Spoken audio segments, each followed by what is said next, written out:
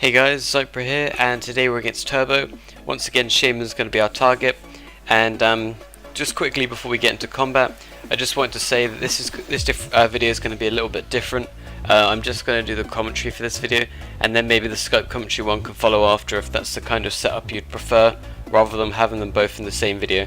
And if you like it, be sure to hit the like button, because it really helps me out to know that you guys like my videos and I'm doing something right.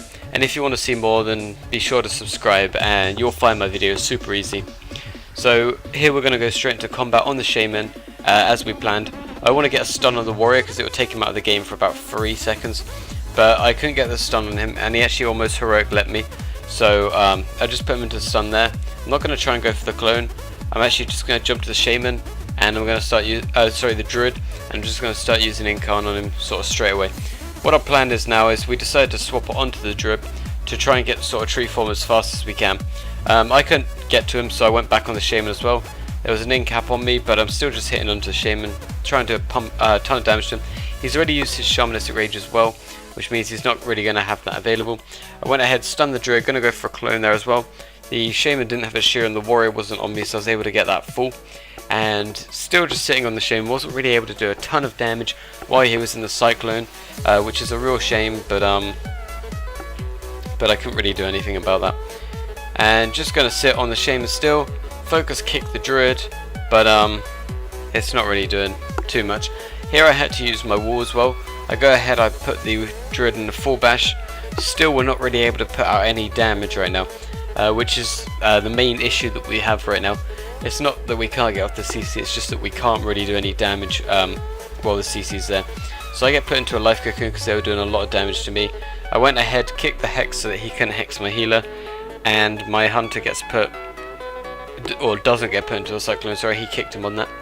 And I'm just going to sit on the Shaman. Well, we were sitting on the Shaman. Trap goes onto the, well, the Druid didn't get landed on the trap for some reason, and he tried to avoid the binding and everything, so he played that really well. Considering the trap shouldn't have missed anyway, but it did. There's a cyclone going out onto my healer, so I'm going to have to use wall. I've gone bear form as well. My healer did use a trinket and gets put into another one, but it's not a huge issue for us right now. I put the Druid into a full bash and I get stunned. And right here I was pretty pissed.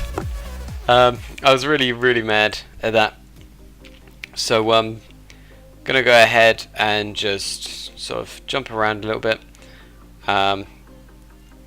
It was kind of pointless jumping around really, I shouldn't really have done that, but I faked the pummel as well there, and then he used the spell reflect even.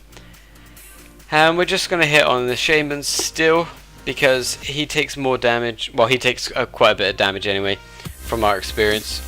I get put into a full clone there, and they're just going to train down the hunter. The life cocoon goes on to the hunter, so that's not going to be available for another 45 seconds to a minute for me. So we've got to be super careful about what happens here really, because they might swap onto me and do a load of damage. So I put the warrior into a full cyclone. We're just going on the Druid a little bit, and what we really want to try and do is kill him because he doesn't have tree form. He's got bark skin and he has iron bark as well. Talking about that, he's just used the iron bark, so he's out of the iron bark. He's got bark skin left, that's pretty much his last cooldown. Deter comes out from our hunter because he was taking a lot of damage. I get put into a stun once again, and it's looking good for us, but it's looking bad at the same time. So I get put into a full cyclone again, and he does even have to deter once again. So that's the final deter, so it's actually getting a bit worse for us as well.